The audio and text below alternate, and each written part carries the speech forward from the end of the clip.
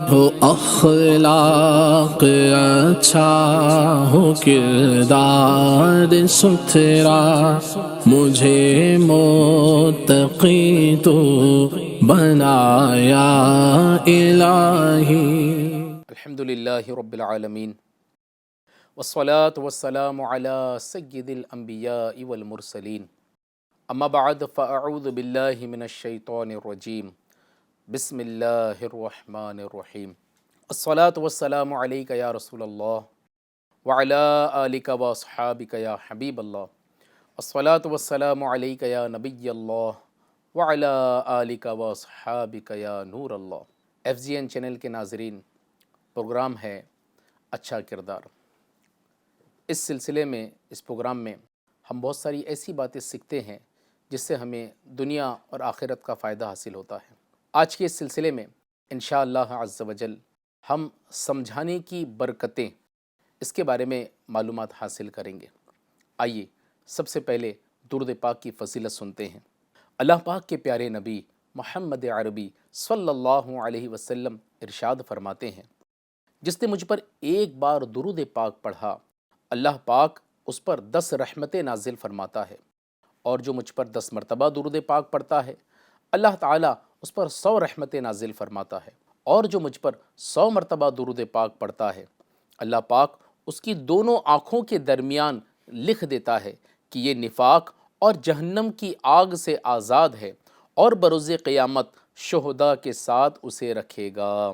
صلو علی الحبیب صلی اللہ تعالی علی محمد صلی اللہ علیہ وسلم۔ ایک نوجوان اللہ پاک کے پیارے نبی، اللہ پاک کے آخری نبی محمد عربی صلی اللہ علیہ وسلم کی خدمت بابرکت میں حاضر ہوا، اور اس نے عرض کی، یا رسول اللہ صلی اللہ علیہ وسلم، مجھے زنا کی اجازت دیجیے۔ یہ سنتے ہی تمام صحابہ اکرام علیہم رضوان جلال میں آ گئے اور اسے مارنا چاہا، تو اللہ پاک کے پیارے نبی صلی اللہ علیہ وسلم نے ارشاد فرمایا، اسے مت مارو۔ پھر اس کو اپنے پاس بلا کر بٹھایا اور نہایت ہی نرمی کے ساتھ فرمایا، اے نوجوان مرد، کیا تجھے پسند ہے کہ کوئی شخص تیری ماں کے ساتھ ایسا فعل کرے؟ اس نے عرض کی، میں ہرگز اس کو پسند نہیں رکھتا۔ تو پیارے آقا صلی اللہ علیہ وسلم نے فرمایا، پھر دوسرے لوگ تیرے بارے میں اس کو کس طرح روا رکھ سکتے ہیں؟ پھر پیارے آقا صلی اللہ علیہ وسلم نے دریافت فرمایا، تیری بیٹی کے ساتھ اگر ایسا کوئی کرے تو کیا تو اس کو پسند کرے گا؟ وہ شخص عرض کرنے لگا، جی نہیں۔ آپ صلی اللہ علیہ وسلم نے پھر پوچھا، تیری بہن کے ساتھ اگر کوئی ایسی ناشائستہ حرکت کرے، یا پھر تیری خالہ کے ساتھ؟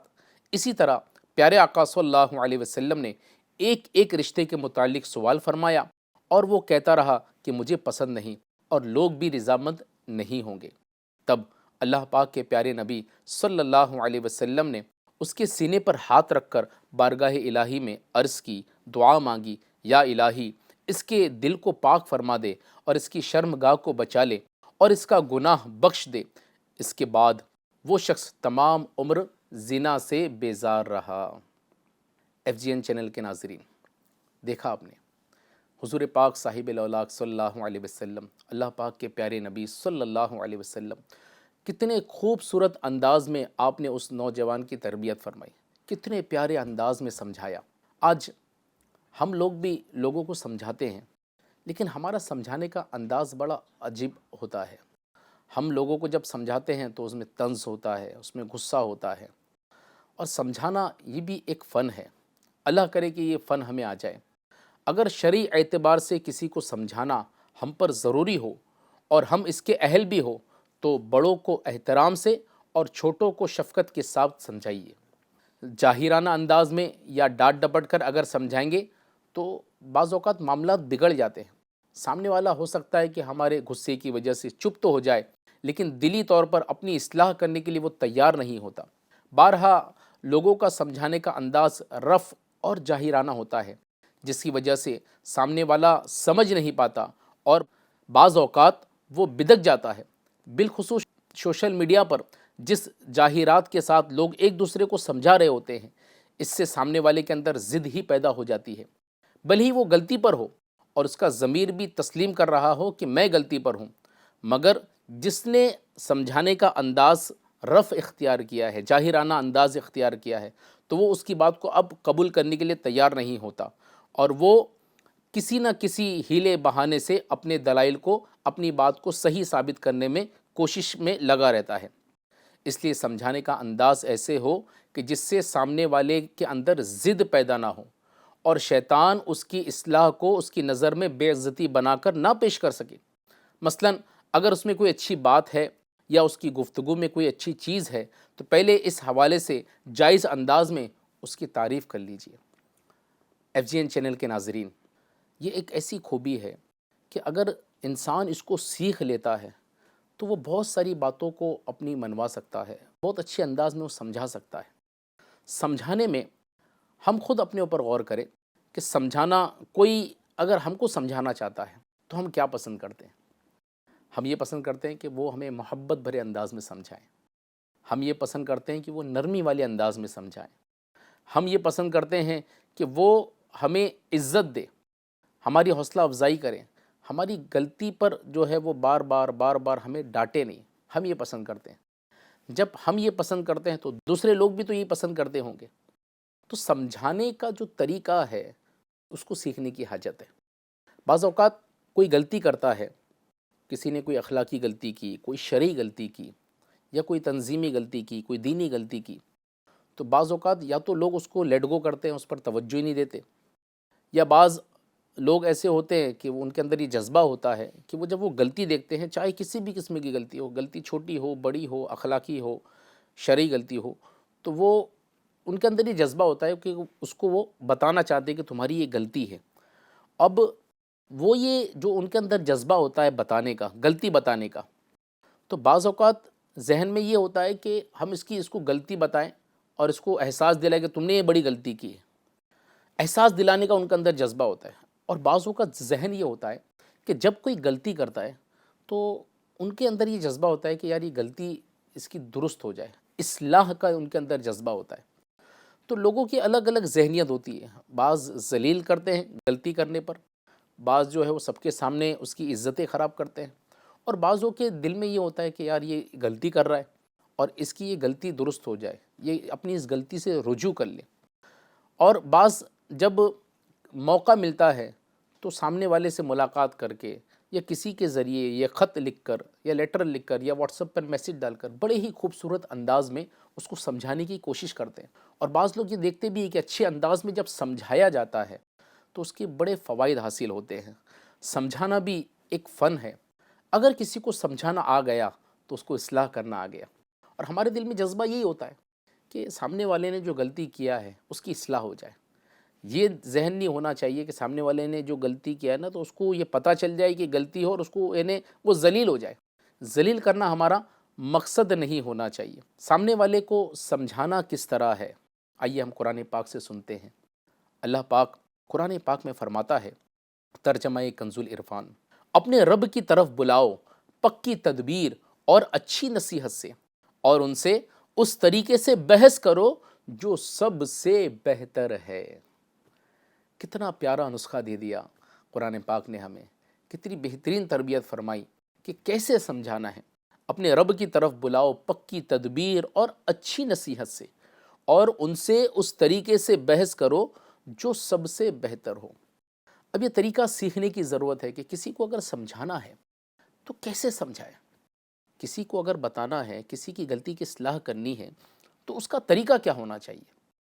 اب یہ طریقہ سیکھنے سے آتا ہے۔ آئیے میں آپ کو ایک فارمولہ بتاتا ہوں۔ کسی کو ہم سمجھائیں نا تو ہماری گفتگو میں انرولمنٹ ہونا چاہیے۔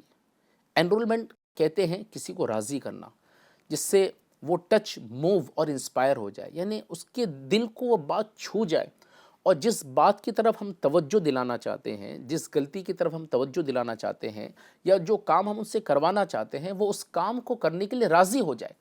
یہ ایک انداز ہے جس سے سامنے والا سمجھ جاتا ہے۔ اب میں آپ کو ایک ایگزامپل دیتا ہوں۔ آپ لوگوں نے کبھی سینڈوچ کھائی ہوگی۔ سینڈوچ میں کیا ہوتی ہے؟ اوپر بریڈ ہوتی ہے، نیچے ہارڈ سبسٹینس ہوتا ہے، آلو اور مسالہ وغیرہ ہوتا ہے، اس کے نیچے بریڈ ہوتی ہے، اوپر نرم، پھر نیچے تھوڑا سا سخت، پھر نرم، ہے نا۔ سینڈوچ کا ایک یہ اس انداز میں سینڈوچ بنائی جاتی ہے۔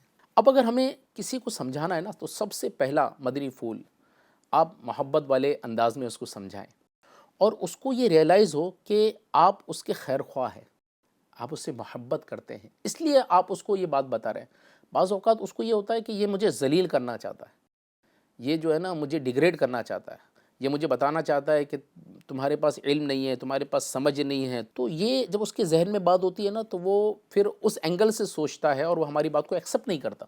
اب اس کو آپ جو بات سمجھانا چاہتے ہیں تو سب سے پہلا طریقہ محبت والا، دوسرا نرمی والا، اور تیسرا آپ اس کے اندر جو اچھائیاں ہیں، اس کی گفتگو میں یا بات میں یا اس کے کام میں کوئی اچھائی ہے تو اس اچھائی پر جو ہے آپ اس کی حوصلہ افزائی کریں۔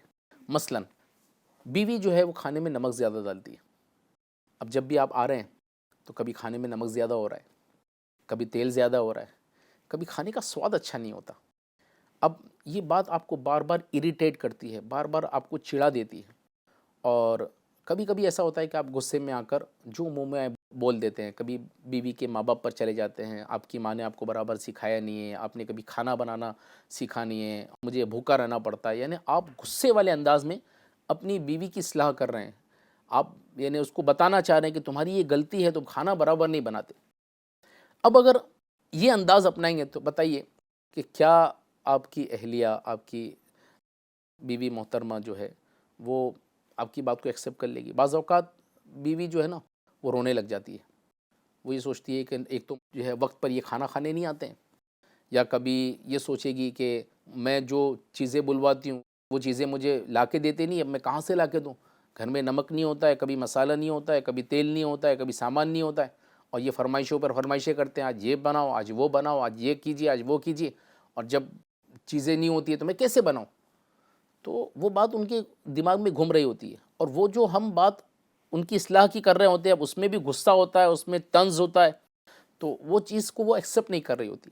تو اس میں اگر ہم یہ انداز اپنائیں، انرولمنٹ والا انداز، محبت والا انداز، جس سے بات اس کے دل پر چھو جائے، تو سب سے پہلے تو جو ہے نا میں نے جو عرض کیا کہ محبت والا انداز ہو، نرمی والا انداز ہو، گفتگو میں نرمی ہو، محبت ہو، اور اس کی جائز کاموں کی تعریف کی جائے۔ مثلا بیوی سے اس طرح کہیں کہ آپ ماشاءاللہ کتنی محنت کرتی ہیں، آپ جو ہے وہ کوششیں کرتی ہیں، بچوں کے لیے کھانا بناتی ہیں، صبح ناشتے میں آپ کا وقت جاتا ہے، دن بھر کام کاج، گھر کا کام کاج بھی دیکھتے ہیں، کپڑے بھی آپ کو دھونے پڑتے ہیں، کپڑے پریس بھی کرنے پڑتے ہیں، گھر کی صاف صفائی بھی کرنی پڑتی ہے، اس میں سے آپ کو ٹائم نکالنا پڑتا ہے، اور میں بھی کبھی کبھی لیٹ سامان بھیج دیتا ہوں، پھر بھی آپ کتنا ایڈجسٹ کرتی ہے۔ یعنی پہلے ان کی کچھ تعریف کر لیں، ان کی حوصلہ افزائی کریں ان کے اچھے کاموں کی، پھر ان کو اس طرح سمجھائیں کہ دیکھیں کہ آپ جو کھانا بناتے ہیں نا، تو جب بھی میں کھانا کھانے بیٹھتا ہوں کبھی نمک زیادہ ہو جاتا ہے، کبھی تیل زیادہ ہو جاتا ہے، تو اس میں کیا ہوتا ہے کہ میں کھانا نہیں کھا پاتا، بھوکا رہ جاتا ہوں، اور میں جب بھوکا رہ کر گھر سے چلا جاؤں گا تو آپ کو اچھا لگے گا؟ نہیں لگے گا نا۔ تو آپ جب بھی کھانا بنائیں نا تو تھوڑا اپنا فوکس کر لیا کریں۔ اچھا آپ کے پاس اگر کوئی سامان نہیں ہے تو آپ مجھے 1-2 گھنٹے پہلے کال کر کے بتا دیا کریں، اس سے کیا ہوگا کہ وقت پر آپ کے پاس سامان بھی آ جائے گا، کھانا بھی صحیح بنے گا۔ آپ سارے کاموں سے اپنے دھیان کو ہٹا کر کھانے پر پورا فوکس کریں، اور جب کھانے پر فوکس کریں گے نا آپ اتنا بہترین کھانا بنائیں گے، اتنا بہترین کھانا بنائیں گے کہ انگلیاں چاٹتے رہ جائیں گے۔ اب دیکھیں آپ نے یہ انداز اپنایا، اوپر پہلے حوصلہ افزائی کی، اس کے بعد آپ کی جو بات رکھنی تھی، جو اصلاح کرنی تھی، کھانے میں نمک زیادہ ہے، تیل زیادہ ہے، مسالہ زیادہ ہے، کھانا برابر نہیں بن رہا ہے، اب آپ نے جو ہے محبت والے انداز میں ان کو سمجھایا کہ دیکھیں آپ کھانا اگر فوکس کر کے ساتھ بنائیں گے تو مجھے بھی اچھا لگے گا، میرا بھی موڈ سیٹ رہے گا، اور جو ہے میں بھوکا نہیں جاؤں گا، مجھے باہر کا کھانا نہیں کھانا پڑے گا، پیسوں کی بچت ہوگی، میرا پیٹ بھی سیٹ رہے گا۔ اس طرح محبت والے انداز میں آپ اگر ان کو سمجھائیں تو انشاءاللہ اللہ نے چاہا تو آپ کی بات بھی سامنے والے رکھ لیں گے، سامنے والے کی اصلاح بھی ہو جائے گی۔ تو یہ ہوتا ہے طریقہ، اس انداز میں سامنے والے کو سمجھائے کہ جس سے بات جو ہے اس کے دل پر چھو جائے۔ اگر جاہری خانہ والا انداز ہوگا، غصے والا انداز ہوگا، چڑچڑے والا انداز ہوگا، طنز والا انداز ہوگا، ذلت والا انداز ہوگا، تو بجائے سامنے والے کی اصلاح کے معاملات بگڑ جاتے ہیں۔ گھر جو ہوتا ہے اس میں جھگڑے شروع ہو جاتے ہیں، میاں بیوی میں آئے دن جھگڑے ہوتے ہیں، ساس بہو میں جھگڑے ہوتے ہیں، پڑوسی میں جھگڑے ہوتے ہیں۔ اس کی وجہ کیا ہے کہ غلطی پر بجائے نرمی سے سمجھانے کے، محبت والے انداز میں سمجھانے کے، جس نے غلطی کی تو اس کو چلایا جاتا ہے، اس کو ذلیل کیا جاتا ہے، اس کو ڈانٹا جاتا ہے، اس کو طنز کیا جاتا ہے۔ بہو نے اگر صاف صفائی میں کمی کی تو ساس جو ہے طنز کرتی ہے کہ آج کل جو ہے وہ لڑکیوں کو صاف صفائی بھی کرتے نہیں آتی۔ ڈائریکٹلی نہیں بول رہی، انڈائریکٹلی بول رہی۔ اب دیکھیں بہت ساری یعنی روزانہ کی گفتگو میں انڈائریکٹلی طنز ساس کی طرف سے کنٹینیو بہو کو مل رہا ہے، کنٹینیو بہو کو مل رہا ہے۔ بہو نہیں سمجھتی کہ کس کو بولا جا رہا ہے نا، سمجھتی ہے نا۔ ساس کو بھی معلوم ہے کہ میں اپنی بہو کو ہی بول رہی ہوں، لیکن ڈائریکٹ بولوں گی تو جھگڑے بڑھ جائیں گے، تو انڈائریکٹلی بولتی ہے، اور بولنے میں بھی کیا ہوتا ہے، طنز ہوتا ہے۔ یہ جو گفتگو میں جو طنز ہوتا ہے، سمجھانے والا انداز نہیں ہوتا، تو اس سے بھی جو ہے نفرت دل میں پیدا ہوتی ہے، حسد پیدا ہوتا ہے، بغض پیدا ہوتا ہے، کینہ پیدا ہوتی ہے، جھگڑوں کا ماحول بنتا ہے، ٹینشنز کریٹ ہوتے ہیں، وسوسے۔ اب شیطان نے تو کسی کو نہیں چھوڑنا ہے۔ شیطان پروف کون ہے؟ شیطان تو انسان کے جو ہے وہ بدن کے رگوں میں، خون میں دوڑتا رہتا ہے۔ شیطان تو چاہتا ہی یہ ہے کہ کس طرح جو ہے وہ ان کو وسوسے دلا دلا کر جو ہے ان کو پریشان کیا جائے، ان کو ٹینشن دلایا جائے۔ اب اس میں ہماری جو گفتگو کا جو انداز ہوتا ہے، اس میں ڈانٹ ڈپٹ چلا چوٹ وہ اور آگ میں گھی کا کام کرتا ہے، اور وہ جھگڑے فساد بڑھتے ہیں۔ تو اگر ہم نے سمجھانے والا انداز اچھا رکھا، سمجھانے والے انداز میں محبت والا انداز اگر ہم نے رکھا، تو انشاءاللہ عز و جل اللہ نے چاہا تو سامنے والا جو ہے وہ ہماری بات کو اچھے انداز میں سمجھ جائے گا۔ اب ہمارے بزرگان دین کی اگر ہم سیرت دیکھیں نا، حضور پاک صلی اللہ علیہ وسلم کی سیرت دیکھیں، صحابہ اکرام کی سیرت دیکھیں، بزرگان دین اولیاء اکرام کی سیرت دیکھیں، یہ جب کسی کو غلطی کرتا دیکھتے نا تو بڑے ہی پیارے انداز میں ان کے مقام و مرتبے کو دیکھ کر ان کو سمجھایا کرتے تھے۔ حضرت عمر بن عبد العزیز رحمۃ اللہ تعالی علیہ، یہ بہت بڑے اللہ کے ولی گزرے ہیں، اور آپ نے دین کی بڑی خدمات انجام دی ہیں۔ آپ کو ایک مرتبہ اطلاع ملی کہ سپہ سالار، آپ کا جو سپہ سالار تھا، اس کے باورچی خانے کا روزانہ کا خرچہ 1000 درہم ہے۔ اس خبر وحشت اثر سے آپ کو بہت افسوس ہوا کہ یار میرا جو وزیر ہے، سپہ سالار جو ہے میرا، وہ روزانہ اپنے کھانے پر 1000 درہم خرچ کرتا ہے۔ اب یہ بات سے آپ کو بڑی تکلیف ہوئی، افسوس ہوا۔ اب اس کی اصلاح کی نیت سے آپ نے ایک تدبیر کی اور اس کو اپنے گھر کھانے کی دعوت دی۔ آپ نے باورچیوں کو حکم دیا کہ پر تکلف کھانے کے ساتھ ہی جو شریف کا دلیا بھی تیار کیا جائے۔ جب کھانے کا وقت ہوا، سپہ سالار دعوت میں حاضر ہوا، تو خلیفہ نے قصداً کھانے منگوانے میں دیر کی، اور اتنا لیٹ کیا، اتنی دیر کر دی، اتنی تاخیر کر دی کہ سپہ سالار بھوک سے بے تاب ہو گیا۔ بالآخر امیر المؤمنین نے حکم دیا تو سب سے پہلے جو شریف کا دلیا منگوایا۔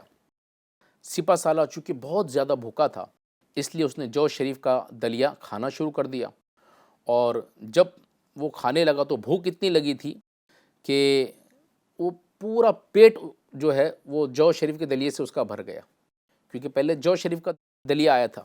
جب پر تکلف کھانے دسترخوان پر آئے اور اس سپہ سالار کو دیا جانے لگا، تو سپہ سالار دیکھ کر اس نے اپنا ہاتھ روک لیا۔ دانا خلیفہ نے، عقل مند خلیفہ نے پر تکلف کھانے کی طرف اشارہ کر کے فرمایا، آپ کا کھانا تو اب آیا ہے، اب آپ کھائیے۔ سپہ سالار نے انکار کیا، حضور اب میرا پیٹ بھر چکا ہے، دلیا سے ہی میرا پیٹ بھر چکا ہے۔ امیر المؤمنین نے فرمایا، سبحان اللہ، دلیا بھی کتنا عمدہ کھانا ہے کہ پیٹ بھی بھر دیتا ہے، اور ہے بھی اتنا سستا کہ 1 درہم میں 10 آدمیوں کو کافی ہو جاتا ہے۔ یہ کہہ کر نصیحت کے مدنی پھول لٹاتے ہوئے فرمایا، اے سپہ سالار، جب آپ دلیا سے بھی گزارا کر سکتے ہیں تو آخر روزانہ 1000 درہم اپنے کھانے پر کیوں خرچ کرتے ہیں؟ سپہ سالار صاحب، خدا سے ڈریے اور اپنے آپ کو زیادہ خرچ کرنے والوں میں داخل نہ کیجیے۔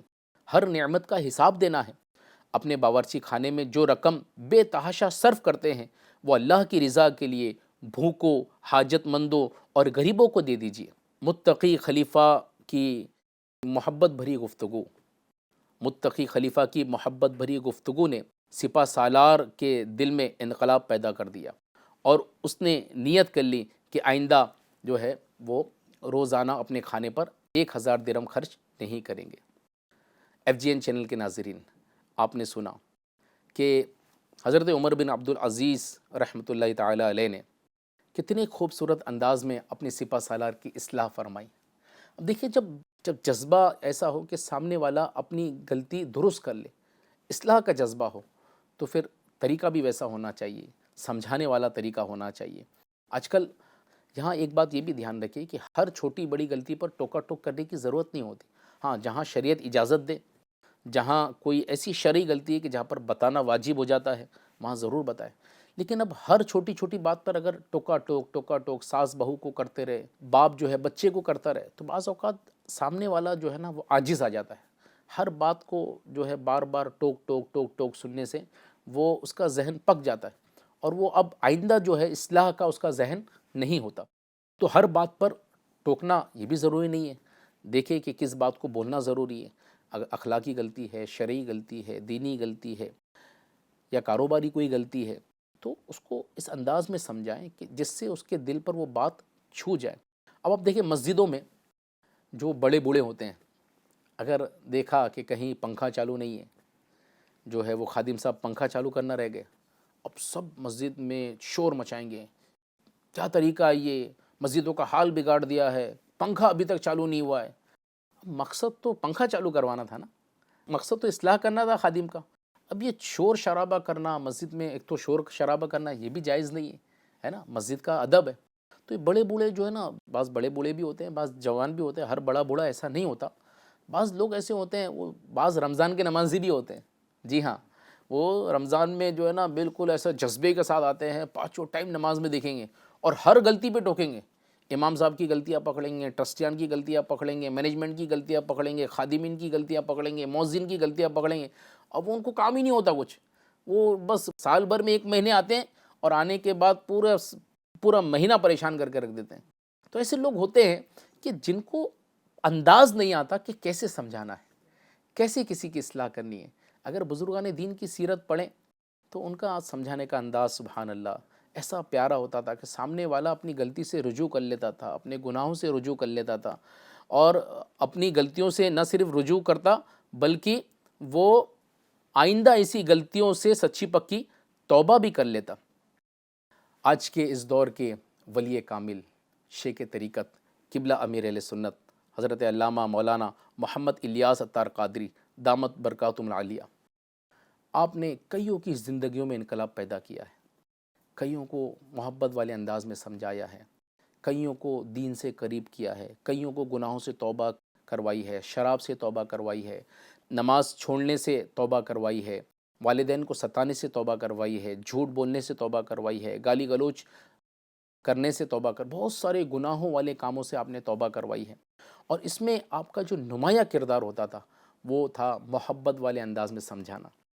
ایک بڑا ہی خوبصورت واقعہ آپ کی زندگی کا کہ ایک مرتبہ شیخ طریقت امیر اہل سنت کہیں بیان کے لیے تشریف لے جا رہے تھے، رات کافی ہو چکی تھی، 2 شخص آپ کے ساتھ تھے۔ راستے میں ایک جگہ فٹ پاتھ پر چند نوجوان بیٹھے گپیاں مار رہے تھے۔ ان کا ظاہری حلیہ بتا رہا تھا کہ یہ کوئی شریف لوگ نہیں ہے۔ جب شیخ طریقت قبلہ امیر اہل سنت ان کے قریب سے گزرے تو ان میں سے ایک نوجوان کو شرارت سوزی، اس نے پان کی پیک آپ کے کپڑوں پر تھوک دی، جس کی وجہ سے آپ کے کپڑے خراب ہو گئے۔ یہ غیر اخلاقی حرکت اگرچہ غصہ دلانے والی تھی، مگر امیر اہل سنت تو امیر اہل سنت ہے، حسن اخلاق کے پیکر ہیں۔ آپ لوگوں کی غلطیوں کو نہ صرف معاف کرتے بلکہ ان کو اچھے انداز میں نیکی کی دعوت دیتے۔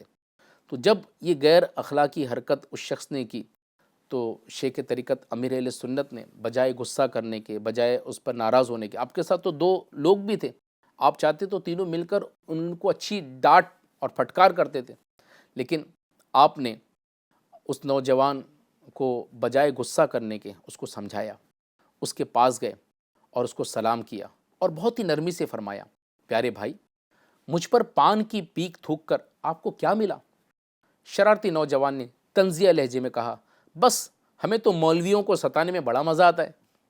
یہ سن کر امیر اہل سنت نے اپنی قمیض کا دامن پھیلایا اور سنجیدگی سے فرمایا، اگر آپ کا دل اس سے خوش ہوتا ہے تو لیجئے، میرا دامن آپ کے سامنے ہے، مزید پان کی پیک تھوک دیجئے۔ امیر اہل سنت کا یہ محبت والا انداز، یہ شفقت بھرا انداز دیکھ کر شرارتی نوجوان نے جب یہ سنا تو آپ کے سر شرم سے جھک گئے۔ اب وہ سمجھ چکے تھے کہ ہم سے غلطی ہوئی ہے، چنانچہ انہوں نے معافی مانگی، اور امیر اہل سنت نے ان کو مسکرا کر کہا کہ بھائی معافی تو اب اس وقت ملے گی جب آپ ہمارے ساتھ چائے پئیں گے۔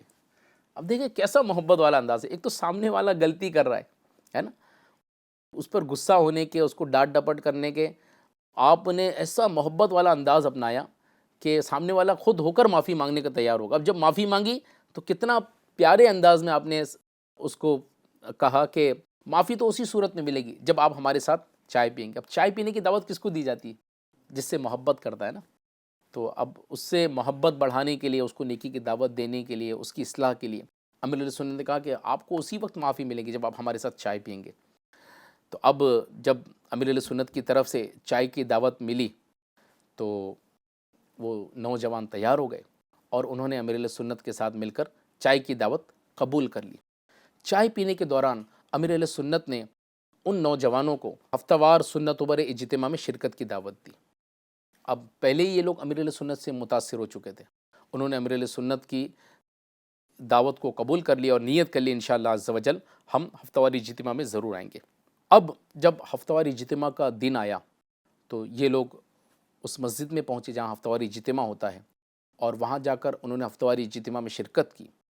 تو جیسے ہی انہوں نے بیان کرنے والے کو دیکھا، یہ دیکھ کر ان کی آنکھیں پھٹی کی پھٹی رہ گئی کہ جس شخص کے کپڑوں پر اس نوجوان نے پان کی پیک تھوکی تھی وہی شخص ہفتہ وار اجتماع میں بیان کر رہا ہے۔ لاکھوں لوگ ان کے بیان کو سن رہے ہیں، شرکائے اجتماع کی بڑی تعداد اس اجتماع میں تھی۔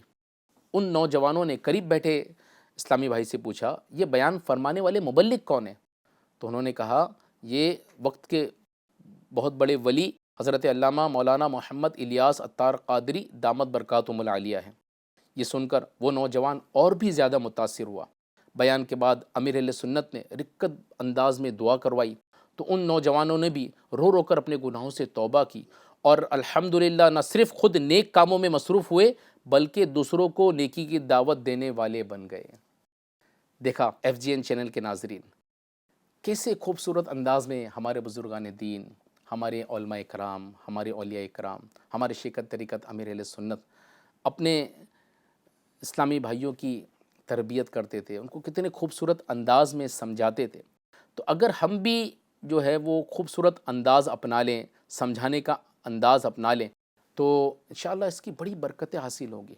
وہ کسی نے کیا خوب کہا ہے فلاح و کامرانی نرمی و آسانی میں۔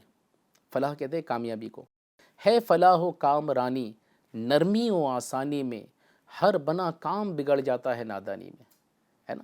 ہم تو چاہتے ہیں اصلاح ہو جائے، اب ہم نادانی کریں گے، ہم جو ہے وہ سامنے والے کو ڈانٹیں گے، غصہ کریں گے، اس کو ذلیل کریں گے، اس کو طنز کریں گے تو اس کی اصلاح ہوگی کیا؟